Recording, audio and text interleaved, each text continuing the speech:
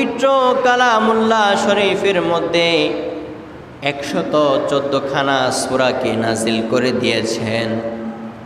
আপনাদের সম্মুখে আমি কোরআন শরীফের 30 পারার ছোট্ট একটি সূরাকে তেলাওয়াত করেছি। প্রিয় ভাইরা আমার, এই সূরার কত ফজিলত রয়েছে। এই সূরা দিয়ে আপনাকে আজকে ইত্তেকাদ শিক্ষা দেওয়া হবে।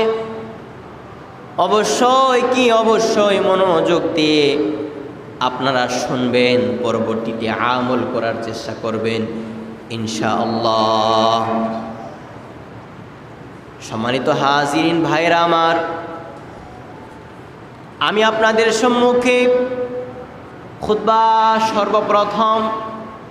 খুতবা শুরু হওয়ার প্রথম একটি সূরাকে তেলাওয়াত করেছিলাম, যে সূরাটার নাম হচ্ছে সূরাতুল আসর। আমরা ফজরের নামাজ পড়ি, জোহরের নামাজ পড়ি, আসরের নামাজও পড়ে থাকি। ওই আসর সূরা, আসর নামাজের একটা সূরা, ছোট্ট একটি সূরা, যে সূরার 3টি মাত্র আয়াত আছে। এই সূরাটি নিয়ে আপনাদেরকে আজকে ইত্তেকাদ শেখানোর চেষ্টা করব।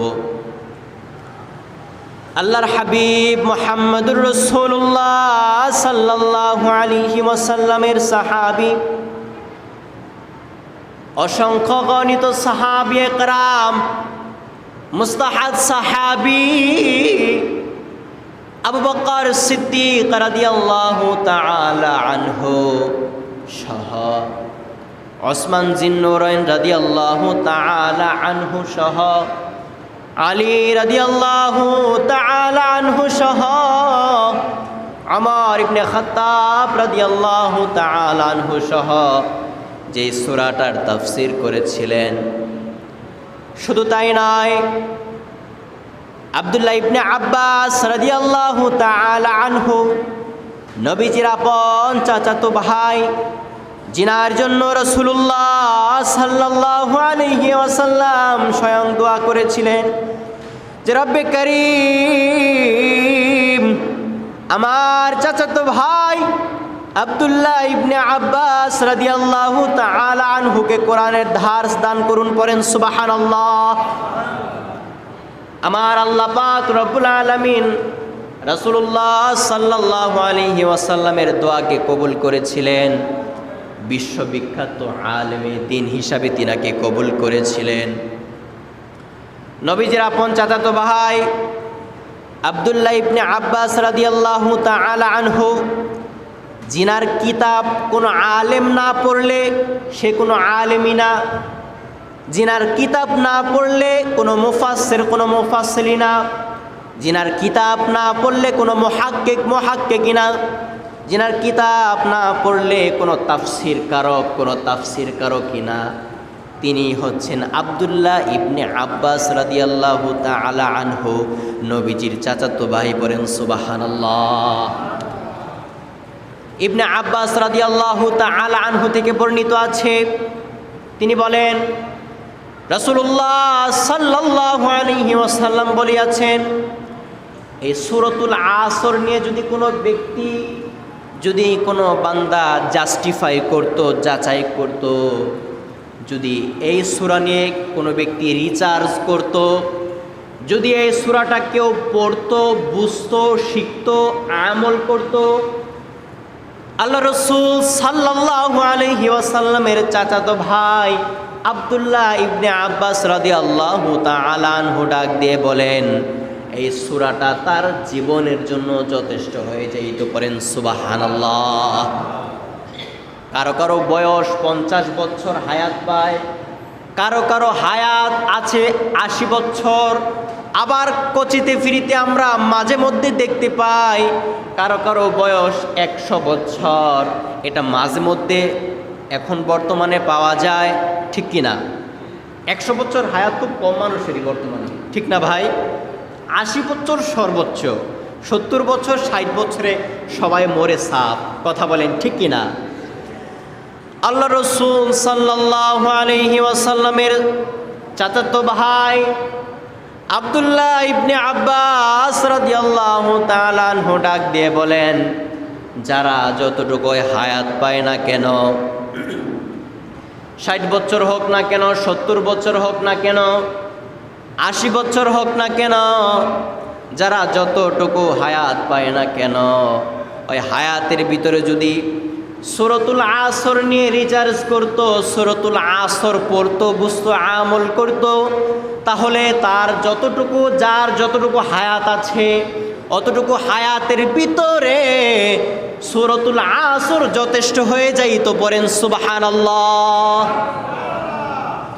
ইমাম শাফিঈ রাহমাতুল্লাহি আলাইহি ডাক দিয়ে জানা দেয়, সূরাতুল আসর এমন গুরুত্বপূর্ণ একটি সূরা, রাসূলুল্লাহ সাল্লাল্লাহু আলাইহি ওয়াসাল্লামের যত প্রকার সাহাবী আছে, রাসূলুল্লাহ সাল্লাল্লাহু আলাইহি ওয়াসাল্লামের যতগুলো উম্মতি আছে, এই সকলের জন্য সূরাতুল আসর হচ্ছে একটি গুরুত্বপূর্ণ সূরা, যার প্রত্যেকের জীবনের সাথে মিশে আছে। সূরাতুল আসরটা আমাদের প্রত্যেকের জীবনের সাথে মিশে আছে। পড়েন সুবহানাল্লাহ। সূরাতুল আসর সম্পর্কে যদি প্রিয় ভাই আপনাকে জানিয়ে দেই, তাহলে এই সূরার অনুবাদ করতে হবে, তাফসীর করতে হবে, শানে নুজুল মর্মান আপনাদেরকে জানিয়ে দিতে হবে। প্রত্যেকটা পার্ট টু পার্ট আপনারা তাহলে জানতে পারবেন। আল্লাহ রাসূল সাল্লাল্লাহু আলাইহি ওয়াসাল্লাম এই সূরার অনুবাদ করেছেন। আমার আল্লাহ পাক রব্বুল আলামিন জানিয়ে দেয়, ওয়াল আসরি ইন্নাল ইনসানা লাফি খুসর ইল্লাল্লাযীনা আমানু ওয়া আমিলুস সালিহাতি ওয়া তাওয়াসাউ বিল হাক্কি ওয়া তাওয়াসাউ বিস সাবর। পড়েন সুবহানাল্লাহ। ওয়াল আসর, আল্লাহ পাক রব্বুল আলামিন রাসূলুল্লাহ সাল্লাল্লাহু আলাইহি ওয়াসাল্লামকে জানিয়ে দেয়, সময়ের কসম কাটলাম, যোগের কসম কাটলাম। তাফসীর কারকরা আবার বলে, ক্ষুদ্রতম সময়ের কসম আমার আল্লাহ পাক রব্বুল আলামিন কেটেছে। ক্ষুদ্র সময় কোনটাকে বলা হয়? একেবারেই স্বল্প সময়, একেবারেই ক্ষুদ্র সময়। এটা আসরের নামাজের পর মাগরিবের নামাজের আগ মুহূর্তে দেখা যায়, অল্প সময় পাওয়া যায়, ঠিক কি না? আমাদের যে 5 ওয়াক্ত নামাজ আছে, নামাজ আমাদের 5 ওয়াক্ত আছে ঠিক কথা, কিন্তু আসরের নামাজের পর থেকে নিয়ে মাগরিবের আগ পর্যন্ত যে সময়টা থাকে, ওইটা নামাজ পড়ার খুব শর্ট টাইম থাকে, খুবই অল্প সময়, ঠিক কি না? কথা না বুঝলে ভাই আমাকে বলবেন, প্রশ্ন করবেন, ইনশাআল্লাহ। আপনারা কথা বুঝতেছেন তো ইনশাআল্লাহ? আসরের নামাজের পর মাগরিবের নামাজের আগ মুহূর্তে আমরা যদি আসমানের দিকে খেয়াল করি, তাহলে দেখবেন লাল কিছু বর্ণ দেখা যায় কিনা? আল্লাহ রাসূল সাল্লাল্লাহু আলাইহি ওয়াসাল্লাম বলেন, আসরের নামাজের পর মাগরিবের নামাজের আগ মুহূর্তে যে লাল বর্ণটা আসমানের মধ্যে দেখা যায়, ওই ক্ষুদ্রতমের কসম আমার আল্লাহ পাক রব্বুল আলামিন কেটেছে। পড়েন সুবহানাল্লাহ। ওয়াল আসরি ইন্নাল ইনসানা লাফি খুসর। দ্বিতীয় আয়াতের মধ্যে আমার আল্লাহ পাক রব্বুল আলামিন বলেন, এই দুনিয়ার মধ্যে যত মানুষ বসবাস করছে, এই দুনিয়ার মধ্যে যত মানুষ বসবাস করবে, এই দুনিয়ার মধ্যে যত মানুষ বসবাস করে গিয়েছে, হোক সে মুসলমান, হোক সে হিন্দু, হোক সে বৌদ্ধ, হোক সে খ্রিস্টান, কোনো সমস্যা নাই। এই দুনিয়ার মধ্যে যতগুলো মুসলমান, যতগুলো মুসলিম, যতগুলো হিন্দু, যতগুলো খ্রিস্টান, যতগুলো বৌদ্ধ, অর্থাৎ এক কথায় মানুষ, যারা আমার রাসূলুল্লাহ সাল্লাল্লাহু আলাইহি ওয়াসাল্লামের উম্মত, আল্লাহ পাক রব্বুল আলামিনের বান্দা তো আমরা সবাই। হোক আমরা মুসলমান, হোক হিন্দু, হোক বৌদ্ধ, হোক খ্রিস্টান, সকলে কার বান্দা?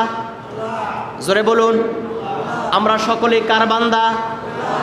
আল্লাহ পাক রব্বুল আলামিন ডাক দিয়ে জানায় দেয়, এই দুনিয়ার মধ্যে যতগুলো মানুষ আছে আমার বান্দা আছে, রাসূলুল্লাহর উম্মত আছে, সকল মানুষ ক্ষতির মধ্যেই নিপতিত আছে। চিৎকার দিয়ে বলেন আল্লাহু আকবার। এই দুনিয়ার জমিনের মধ্যে যতগুলো মানুষ আছে, যতগুলো আল্লাহ পাকের বান্দা আছে, রাসূলুল্লাহ সাল্লাল্লাহু আলাইহি ওয়াসাল্লামের উম্মত আছে, সকলগুলো মানুষ ক্ষতির মধ্যে নিপতিত আছে। পড়েন সুবহানাল্লাহ। কেহই ক্ষতি ছাড়া নাই। আমরা আজকে বুঝতেছি ক্ষতি ছাড়া না। আপনাদেরকে তাফসীর করে বুঝিয়ে দিব কোরআন থেকে। তৃতীয় আয়াতের মধ্যে আমার আল্লাহ পাক রব্বুল আলামিন ডাক দিয়ে জানায় দেয়, ইল্লাল্লাযীনা আমানু ওয়া আমিলুস সালিহাতি ওয়া তাওয়াসাউ বিল হাক্কি ওয়া তাওয়াসাউ বিস সাবর। পড়েন সুবহানাল্লাহ। আল্লাহ পাক রব্বুল আলামিন ডাক দিয়ে জানায় দেয়, ক্ষতির মধ্যে তারা নিপতিত নয় যারা সৎ কাজের আদেশ করে, অসৎ কাজের নিষেধ করে, ধৈর্য ধারণ করে, তার যত প্রকার বিপদ আসুক না কেন, ইন্নাল্লাহা মা'আস সাবিরিন, সবুর করে, ধৈর্য ধারণ করে, এবং সমাজের মধ্যে, রাষ্ট্রের মধ্যে, বিভিন্ন গ্রামের মধ্যে, এলাকার মধ্যে, ইউনিয়নের মধ্যে শান্তির বার্তা পৌঁছে দেয়, সৎ কাজের আদেশ করে, অসৎ কাজের নিষেধ করে। এমন লোক আছে না বর্তমানে? তারাই ভালো মানুষ। আল্লাহ পাক বলছেন তারা ক্ষতির মধ্যে নাই, তারা ক্ষতির মধ্যে নাই। আসল ক্ষতির মধ্যে কারা আছে আপনাদেরকে আমি বুঝিয়ে দিচ্ছি। আল্লাহ পাক রব্বুল আলামিন বলছেন, সমাজের মধ্যে যারা সৎ কাজের আদেশ করে, অসৎ কাজের নিষেধ করে। সৎ কাজের আদেশ হলো নামাজ পড়া, ঠিক কিনা? সৎ কাজের আদেশ হচ্ছে রোজা করা, সৎ কাজের আদেশ হচ্ছে ভালো করে চলা, সৎ কাজের আদেশ হচ্ছে মিথ্যা কথা না বলা, সৎ কাজের আদেশ হচ্ছে মা বাবার খেদমত করা, সৎ কাজের আদেশ হচ্ছে হালাল খাওয়া, হারামকে বর্জন করা, আর অসৎ কাজের নিষেধ হচ্ছে হারাম যতগুলো কাজ আছে আমরা করতে পারবো না, ঠিক কিনা? তারপরে ইল্লাল্লাযীনা আমানু ওয়া আমিলুস সালিহাতি ওয়া তাওয়াসাউ বিল হাক্কি ওয়া তাওয়াসাউ বিস সাবর।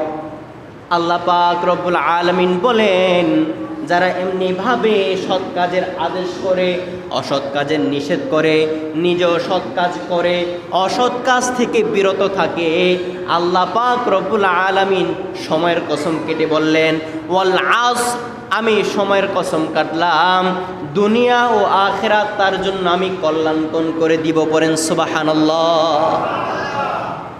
যারা সৎ কাজ করবে, অসৎ কাজ থেকে বিরত থাকবে, নিজে করবে, অন্যকে সৎ কাজের আদেশ দিবে, অসৎ কাজ থেকে নিষেধ করবে, আমার আল্লাহ পাক রব্বুল আলামিন ডাক দিয়ে জানায় দেয়, সময়ের কসম কাটলাম, আসরের নামাজের পর মাগরিবের আগ মুহূর্তে আসমানের মধ্যে যে লাল বর্ণ দেখা যায় তার কসম কাটলাম, যোগের কসম কাটলাম, দুনিয়া ও আখিরাত তার জন্য আমি আল্লাহ পাক রব্বুল আলামিন কল্যাণকর করে দিব। পড়েন সুবহানাল্লাহ।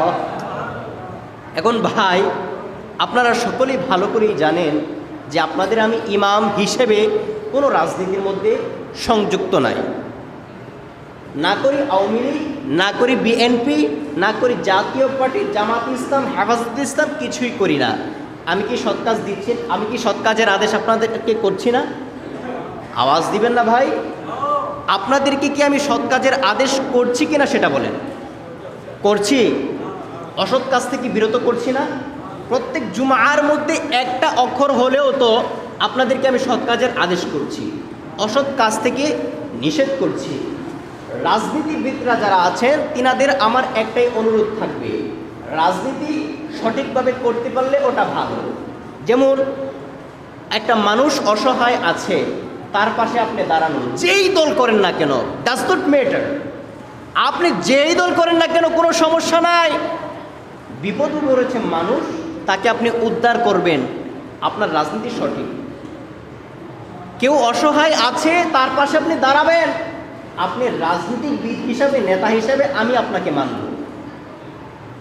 মানুষের পাশে আস্তে আস্তে দাঁড়াবেন, রাজনীতিটা পেশা হিসাবে নেবেন না, রাজনীতিটা আপনার খেদমত হিসাবে নেবেন, মানুষের খেদমত করবেন। রাজনীতি মানেই তো খেদমত, ঠিক কিনা? প্রত্যেক দল থেকে যদি আমরা খেদমত করি, দেশের খেদমত, মানুষের খেদমত, সমাজের খেদমত, ইউনিয়নের খেদমত, আশা করি যে এটাই হবে সঠিক রাজনীতি। কথা বলেন ঠিক কিনা? আর রাজনীতি যদি আমি পেশা হিসাবে নিই, মানুষকে মারার জন্য, ক্ষমতা পেয়ে মানুষকে কেরানোর জন্য, এটাকে রাজনীতি বলা হয় না, ঠিক কিনা? রাজনীতি করব আমরা একটি মাত্র কারণে, যেটা হচ্ছে জনকল্যাণ, কল্যাণের স্বার্থে। আমরা যেই দলই করি না কেন, আমরা বিশ্বাস করি আমরা কল্যাণের আশায় রাজনীতি করি, ঠিক না? ঠিক কিনা বলেন?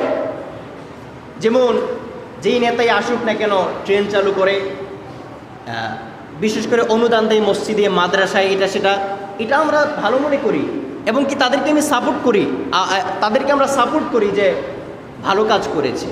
তবে মন্দ কাজ করে মানুষ মেরে ফেলা, মানুষ কাটা, এটা করা সেটা করা, এটা তো আবার মানতে আবার রাজি না। এ রাজনীতি করা যাবে? ভাই বলেন না, রাজনীতি করা যাবে এরকম? আমরা মুসলমান হিসাবে, অ্যাজ এ মুসলিম হিসেবে, কোরআন যেমনিভাবে পরিচালিত হয়, কোরআন যেটা চায়, কোরআন যেমনিভাবে রাষ্ট্র পরিচালনা চায়, আমরা প্রত্যেকটা মানুষের পাশে, রাষ্ট্রের পাশে এবং জনকল্যাণ হিসেবে আমরা ওইটাই করব, ইনশা। আমি কিন্তু কোনো রাজনীতি করি না ভাই, আবারও বলছি। এটা একমাত্র বলার কারণ হচ্ছে সূরা আসর থেকে যেটা আমরা পাইলাম, যে যারাই যে রাজনীতি করি না কেন, আমরা মানুষকে সৎ কাজের কর না কেন, সৎ কাজের আদেশ করব, অসৎ কাজ থেকে নিষেধ করব। কেউ যদি আপনার সামনে মদ খায়, গাঁজা খায়, আপনি রাজনীতিবিদ হিসাবে আপনার করণীয় কি বলেন তো? ওইটা বিরত রাখা, বিরত করে দেওয়া, ওইটা ভেঙে দেওয়া। আপনার সামনে যদি কেউ অন্যায় কাজ করে, রাজনীতিবিদ হিসাবে, মুসলিম হিসাবে আপনার একান্তই দায়িত্ব হচ্ছে ওইটা রোধ করা, ওইটাকে নিপতিত করে দেওয়া, ওইটাকে চূর্ণ বিচূর্ণ করে দেওয়া। কথা বলেন ঠিক কিনা? রাজনীতি হচ্ছে ওইটা। আর আপনি যদি মনে করেন যে আমি ক্ষমতা পেয়েছি, আজকে তারে কি লাইল আছে না, ওইটা রাজনীতি নয়, ওইটা হচ্ছে প্রতিহিংসা, ঠিক কিনা? আল্লাহ পাক আমাদের সঠিক বুঝ দান করুক, সকলে বলে আল্লাহুম্মা আমিন। আর একটা মাত্র টাইম, আর দুই মিনিটে শেষ করে দিবেন ইনশাআল্লাহ। প্রিয় হাজিরিন আমার, গভীর মনোযোগ দিবেন। সূরা আসর আমাদেরকে কি শিক্ষা দেয়? সময়, সময়, আবারও বলছি সময়। আমাদের কাছ থেকে কিন্তু সময় চলে যাচ্ছে।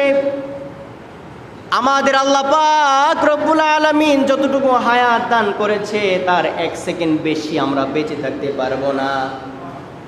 এতটুকু সময়ের ভিতরে চেষ্টা করতে হবে আমরা সৎ কাজ করি, অসৎ কাজ থেকে বিরত থাকি, এবং সময়ের মধ্যেই আমরা যেন আল্লাহ পাক রব্বুল আলামিনের দরবারে একজন সঠিক মানুষ হিসেবে গণ্য হতে পারি। করেন সুবহানাল্লাহ। সৎ কাজ নিজেও করব, অসৎ কাজ থেকে নিজেও বিরত থাকবো, অপরকে আদেশ করব। যেহেতু আমার আল্লাহ পাক রব্বুল আলামিন সময়ের কসম কেটেছে, দ্বিতীয় আয়াতের মধ্যে আমার আল্লাহ পাক রব্বুল আলামিন বলেছে যে প্রত্যেকটা মানুষ ক্ষতির মধ্যে নিপতিত আছে। আল্লাহ পাক রব্বুল আলামিন এটাই বুঝিয়েছে যে যার যতটুকু হায়াত আছে, এর বেশি তো কোনো মানুষই বেঁচে থাকতে পারবে না। এই জন্য হিন্দু হোক, খ্রিস্টান হোক, বৌদ্ধ হোক, মুসলিম উম্মাহ হোক, প্রত্যেকের হায়াত কমছে, বাড়ছে না। আর হায়াত কমছে, এটাই আমরা ক্ষতির মধ্যে নিপতিত আছি। আটলান্টিক মহাসাগর, আটলান্টিক অট্টালিকা যদি আমরা কি করি, আমরা করে রাখি, 5 তলা বিল্ডিং, 7 তলা বিল্ডিং, টাকার পাহাড় আমরা করে রাখি, কোনো লাভ হবে না। হায়াত শেষ হলেই আপনাকে কবরস্থ হতে হবে, এটাই চূড়ান্ত সত্য কথা, এটাই মানতে হবে। কথা বলেন ঠিক কি না?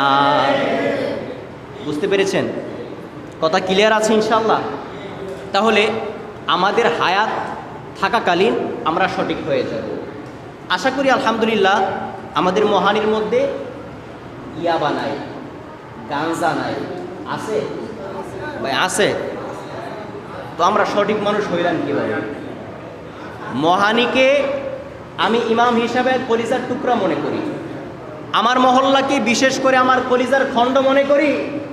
বিশ্বাস করেন ভাই, হারামের মধ্যে যারা ডুবে আছে, সময় থাকতে যদি তারা সতর্ক না হয়, আল্লাহ পাক রব্বুল আলামিন এমন গজব দান করবে, সকলে একেবারে চূর্ণ বিচূর্ণ হয়ে যাবে। কথা বলেন ঠিক কি না? আর যদি হায়াত থাকাকালীন, হায়াত থাকার মধ্যেই সৎ কাজের আদেশ করি, নিজেও সৎ কাজ করি, অসৎ কাজ থেকে নিজে বিরত থাকি, অসৎ কাজ থেকে অন্যতে বিরত রাখি। আল্লাহ পাক রব্বুল আলামিন সময়ের কসম কেটেছে, আসরের পরে মাগরিবের আগ মুহূর্তে যে সময়, এটার কসম কেটেছে, অবশ্যই কি অবশ্যই আল্লাহ পাক রব্বুল আলামিন শ্রেষ্ঠ বান্দা হিসাবে আপনাকে গণ্য করবে। কথা বলেন ঠিক কি না? এটা আপনাকে মানতে হবে, এটা আপনাকে মানতে হবে। আপনি একজন মুসলিম হিসেবে আপনার সামনে মানুষ অসৎ কাজ কিভাবে করে আমি আপনাকে প্রশ্ন করছি।